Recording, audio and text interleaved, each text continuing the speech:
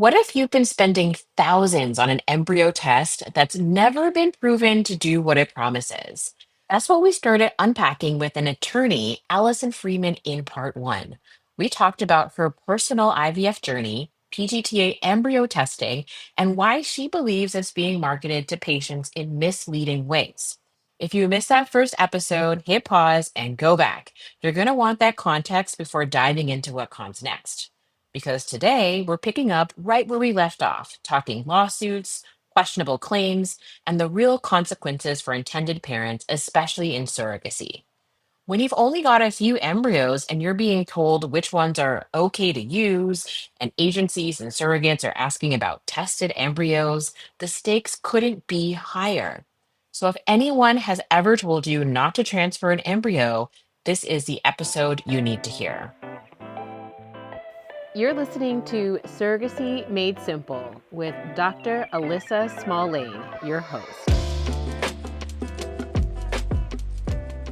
Oh, You mentioned something super interesting about how as patients, we can't go through all the research studies. Like, that's not our right, jobs. Like, right. we expect tests to have a certain level of accuracy, as well as to have somebody or some kind of help in interpreting those results. Right. So one of the questions I had for you is that some critics argue that the issue is more with how the clinics use those PGT-A results rather than the test itself. So then why sue the testing companies instead of focusing on educating the clinics regarding their practices and how they speak with patients? So the testing labs are the ones who are putting out this marketing. The lawsuits are about false and misleading advertising. That is full stop what they're about. It's about what's been put out there, what the patients are being told, the accuracy rates, all the things I've talked about. There are a lot of claims being made about this test, right? Which I think is part of why I was also so intrigued by it. It wasn't just What are some of those claims? so it's the accuracy rate. Some of them say 97, some say as high as 99% accurate. The lower the chances of miscarriage, shorten the time to baby, increase the chance of a healthy baby, increase the success of IVF, like very tons of amazing things. And I think that's where I started to just say, wow, that's a lot of things that are awesome about this test. It must be, I don't know. I just felt like I just was, like, so amazed that it could do all these things. I think that's kinda why I got so into this was just, wow, they're making a lot of positive claims about this. Like, that made alarm bells for me a little bit. I think that's where I started looking at it because I thought, "Wow, that's a lot of things to claim." Like, how do you claim all that? Even someone would claim no more mosaic embryos, and I was like, "Well, there's always gonna be mosaic embryos, like, they just exist, right?" But they put in their marketing, "No more mosaic embryos." Well, that meant didn't mean no more mosaic embryos. What they're saying is they don't put mosaics, right? But the way that they market it is no more mosaic embryos. And then people hear that and they're like, oh, well, I don't want mosaic embryos. I want normal embryos. So they just I, label them as abnormal? or they may almost normally might move the threshold. But the way people hear it, they think no more mosaic embryos. Lovely. I would like to not have mosaic embryos. I heard they're not as great as normal. So then they do that. They buy it for those reasons. So these are things that they're saying to try to get the test sold. So that's why the lawsuit is after the labs and not the clinics, because testing labs are putting out that marketing. And we looked at a lot of their brochures and marketing online, and the marketing, a lot of their websites, when you go to it, you put whether you're a provider or a patient. The marketing was very similar. It didn't Mm, change from one to the other, which is concerning when you're a patient yeah. because you're not a provider. You don't understand this sometimes on that level, but the marketing was very similar. And we've talked to some So doctors who are physicians are like, getting the same messages. 100%. They get very similar brochures, very similar websites, webinars. A lot of the doctors said, look, we utilize these labs for PGT-A testing, but we send it out to them. We are not geneticists. This is not in our wheelhouse. We look to them as the experts to do it. So it's that fine line of like, they're trying to be, like you said, REIs, and they're trying to get people pregnant, but genetics is not something that they know or that they like understand in that way. And that's where that's on the lab. And that's where the labs marketing comes in, which is what our lawsuit's about, because they're the ones pushing that marketing. And they're the ones who are actually creating, especially even if you watch the videos on some of these websites, like other websites, you'll notice once you start to know what they look like, you'll be like, oh, that's video. It just happens to be on this other website. If that makes sense. Like it's the same Yes, I materials. know what you're talking So we about. know the material, right? So we know the materials are coming from the labs and not that particular individual. So that kind of was the same thing. It Yes. kept going around where we're like, oh, okay, they're the ones putting out the marketing. That is what's misleading patients to buy the test and not understand what it can and can't do. So that's why the lawsuits are just solely against the labs. Interesting. Okay. So this is a question that I saw come up online on Reddit, actually. There were a bunch of people on Reddit who were concerned that these lawsuits were going to lead to unintended consequences. The biggest ones being that it's going to make either IVF or genetic testing more expensive, or that genetic testing companies are just going to pull out of the fertility space altogether and we're not going to have innovation. Are you Right. concerned about those types of unintended consequences?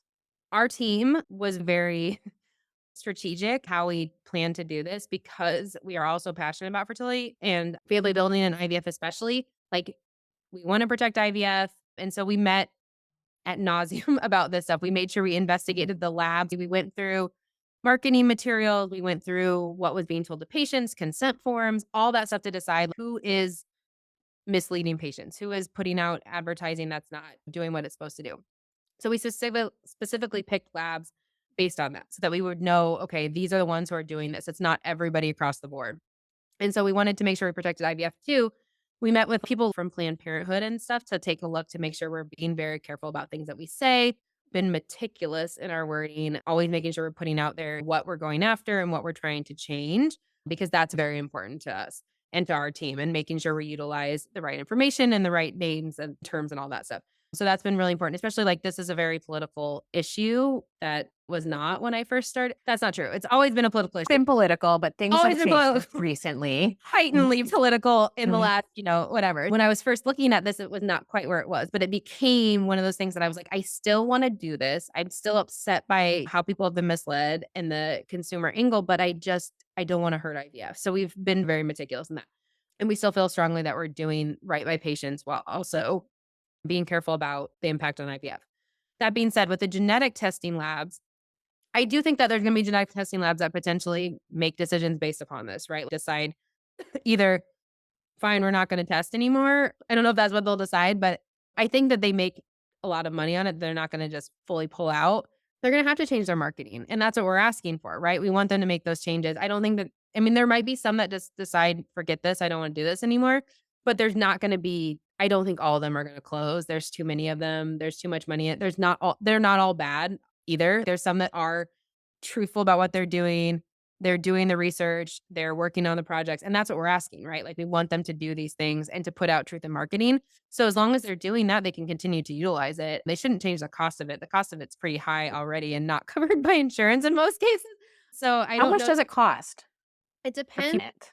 Yeah, so it depends on who you're using. You usually pay just a portion to the testing lab, but there's also a biopsy fee to the clinic. And then there's ICSI usually goes with this. There's other costs. So the actual cost of everything related to PGT-A is very high, but the actual test itself is usually around anywhere $800 an embryo, $5,000 for up to 8. We've been working with average prices out there that say $5,000 for the test, which when you're doing IVF sounds like, oh, I'm already spending 25,000, what's another 5? But it's still a lot of money, especially when you end up losing embryos from it and have to go back and do another retrieval. And then people are like, well, now I'm spending another 20 grand on another IVF cycle because PGT-A took all my embryos out of commission. I'd love to know, which Right, embryo. which Right. embryo to do first, not have a miscarriage, not So have I a think surrogate have a miscarriage. 100%. Interesting, because this test has caused controversy for a very long time. Because Right. before I decided to go into GYN surgery, I thought I was going to be an REI. So in residency, that's when I went to ASRM, the one and only ASRM conference that I've been to.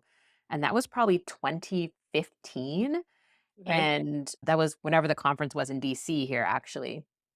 And I remember going to one of the presentations where a researcher had a bunch of women with mosaic embryos, and he had transferred these mosaic embryos into the women, and he was presenting his findings.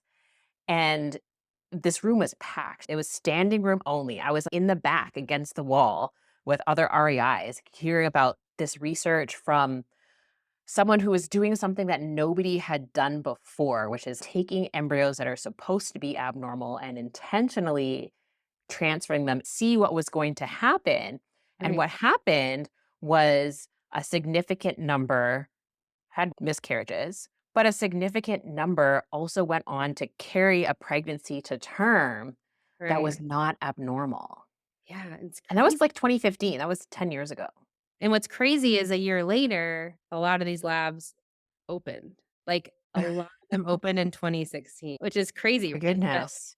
yeah, it's interesting the timeline of events because when we were doing the research, there were so many questions being raised about whether it did what it was supposed to do. And then all of a sudden, boom, labs open.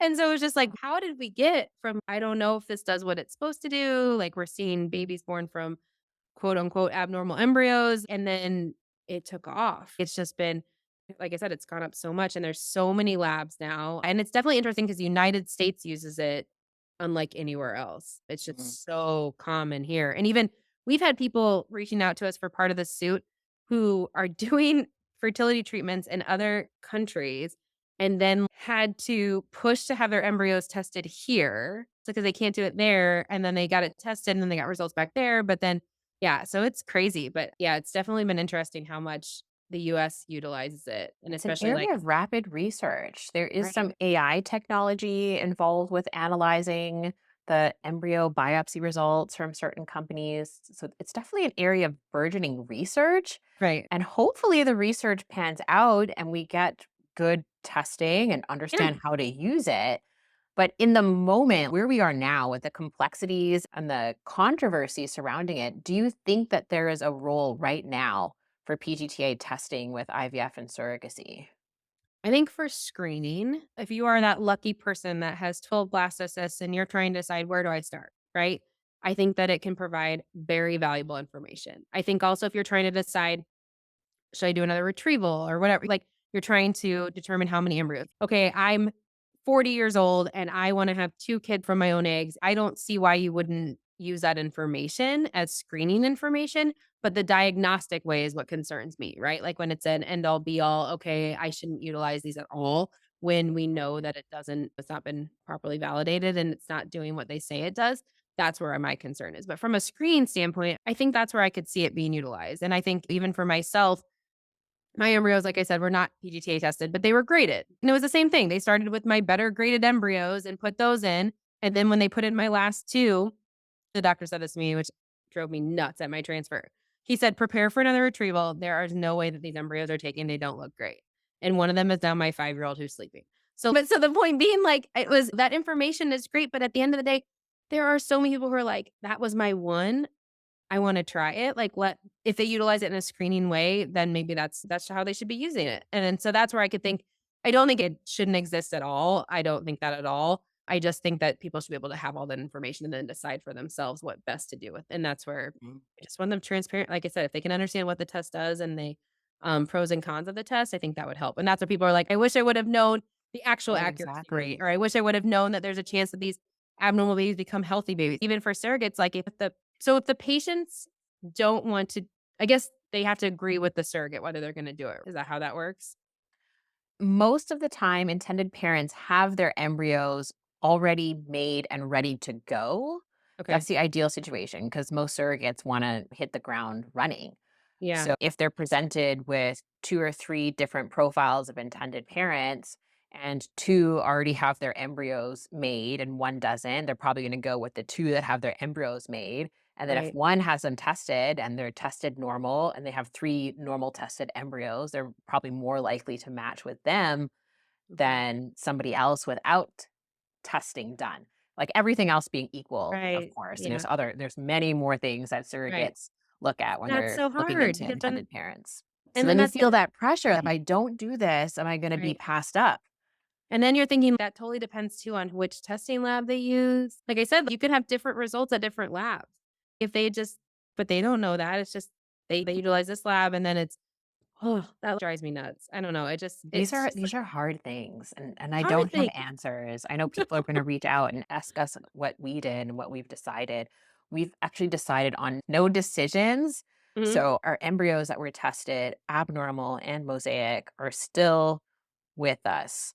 Okay. They're frozen in long-term storage with the rest of our embryos because I just couldn't discard them. Because I just Yeah. had it in my mind that maybe there will be a time when science reaches a level where these are usable embryos. So as long as I have quote unquote normal embryos in storage, I will have abnormal embryos in storage as well. Good. They got the research coming out of mosaics is so positive, which is awesome. I just love that we're giving these mosaic babies a chance.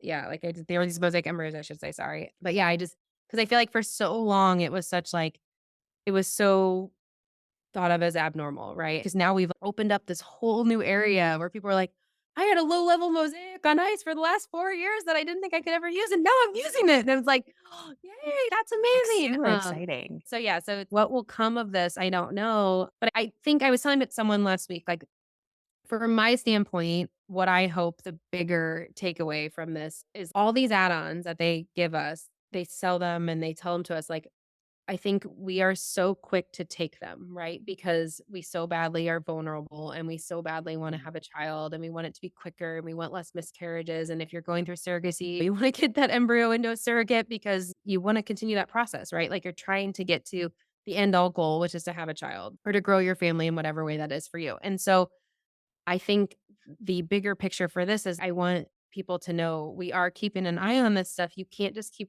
rolling add-ons out to patients and Yes. saying they do all these things without making sure that they do what they're supposed to do because we buy into all of it. Like I tell people all the time, if they had told me I would get pregnant faster if I did salsa, I would take in every salsa lesson in Tampa Bay area. So you are so vulnerable and open to like taking all that information, like whatever you're told, you believe. And Yes. you have to be so careful what you put out there and what you're saying to these patients because they're on another level. They want this so badly and they will do anything. And so not understanding what those mean is just scary. And that's what I think is so sad because I just keep seeing so many new things come out and new things come out. And I'm Yes. like, You're look. reading my mind because we've been talking about PGT-A testing, and that's Mhm. just one type of IVF add-on. Yeah. There are many different types of IVF add-ons. And for anyone listening that doesn't know what that means, it's all the extra stuff that Mhm. your doctor may choose to do or ask you if it's okay to do that you have to pay out of pocket for.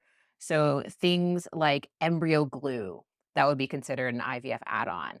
or assisted hatching, which is a procedure that they do on embryos when they're going to transfer them into a uterus. And then there's a whole slew of other ones that are out there. Yeah. And a lot of them don't have great research behind them in terms of their efficacy in what we want it to do. Like all of these tests, all of these procedures, we want one thing. We want it to increase our chance of Yep. having a baby in our arms. That's our singular goal. Right. You have a lawsuit that's happening now, Yep. and that's going to take however long it takes for it to run its course and for us to figure out what's going to happen afterwards. But there are people that have to make decisions on this stuff right now Right. with the information that we have available now. So what questions should patients and intended parents be asking their REIs about these kinds of tests? So not just Right. PGTA, but all Yeah. the different add-ons and stuff. Yeah. Yeah, and I think we talked about this a little bit before when you're talking about the Reddit question. We want advancements, right? If this stuff works, that's amazing. Like we all want to get to this end goal faster. And so you have to have a little bit of that, right? Like you do have to try things to potentially make IVF better and fertility treatments better. But that being said, gotta be careful, right? Like, you gotta be careful what you're providing to patients and what you're selling them on. And when you were saying you're here in 2015, you were hearing issues about PGT. So I tell patients, I'm like, just ask the questions. What's the research that's been done? Why do you utilize that lab if it's like a testing facility or like a test of some kind? Why do you utilize it? Why do you recommend it?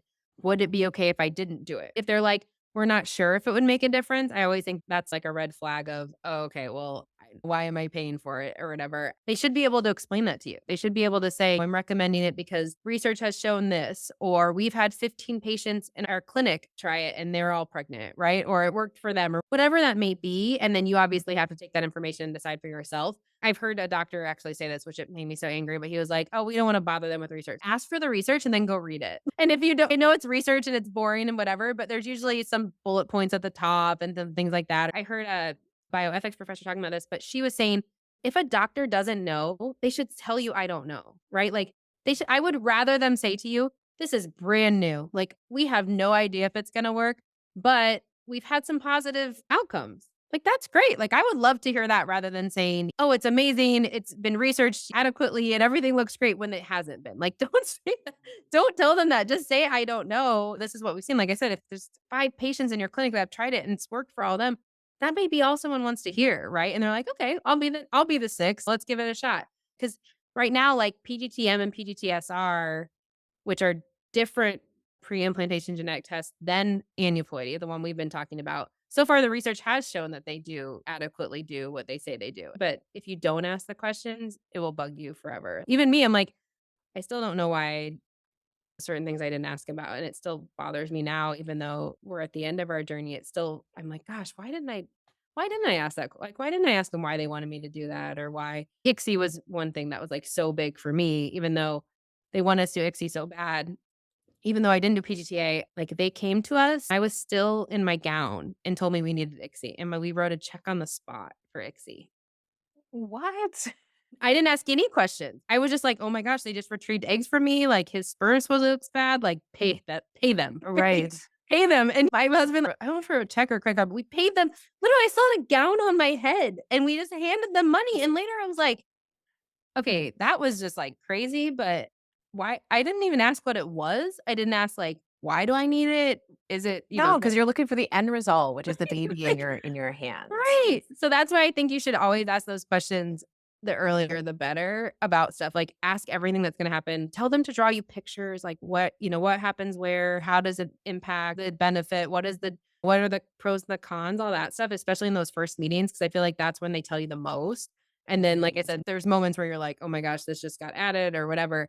But I think people are afraid in those first meetings sometimes because 'cause they're so excited to get started, right? It's, "Yeah, what do I have to do? I'm signing anything I can. I'm just gonna sign here, initial here, move on, give me a baby." And it's not. It's this is the most you probably will get to be able to ask questions. And even those documents you sign, I tell people all the time, the first ones you sign, most people don't read them, they sign them, and then they're shocked at things that they, like, agreed to do or agreed to in those documents without having any idea and didn't ask any questions. And I'm like, "Look, they want you to sign that to start the process, and I understand that document is keeping you from starting step 1 and step 2 and step 3, but those documents stay with you the whole time unless Mm. you write something saying, 'Hey, I changed this,' or whatever." But for the most part, those documents get signed on, like, the first day you're there, and they go with you. Ask the questions. For any of our listeners who are getting super interested in this lawsuit and what's going to come of it, Yeah. where can they find out more about this case and keep up with developments? Yeah, the IVFadvocate.com is the website, and that has information on the PGT-A lawsuits. And my Instagram is IVF_advocate, and I post some things on there also. With regards to the lawsuits, we've been holding webinars for people who are interested in it and curious about questions. We keep getting the same questions over and over. So if you reach out, we can get you signed up for that and then send you the information on the lawsuit also so you can read through and see if you have any questions. And then I'm always available through either that website, you can email directly to me or through social media, and we'll message right back, but because I can talk IVF, PGT-A, fertility all day. Like I said, there's privilege stuff and attorney-client privilege that we can't share all things, but I think the webinars have been helpful for those who've had questions about what it's all about. Hey, There's a few more coming against some labs, and then, yeah, we have 5 pending right now. They've all been filed, and we're just waiting for initial answers to be filed. okay. Well, we'll have all the links in the show notes. That way you can catch up with Allison and what's going on with the lawsuits. Join a webinar if you want to get more information on that. Well, thank you so much, Allison, for being Yes. so generous with your time. Oh, Any last words for our listeners? just don't be afraid to ask your questions. Learn from those around you that you will never regret having asked more questions about this entire process. There's nothing normal about it, to be perfectly honest.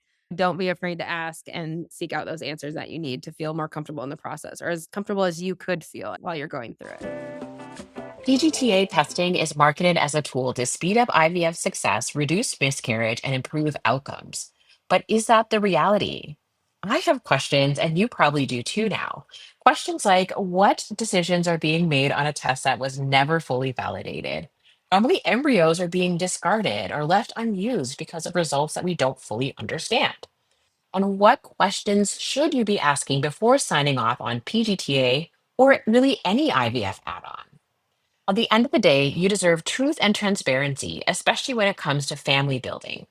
I obviously don't have all the answers, and it may take a while before we get the clarity that we need.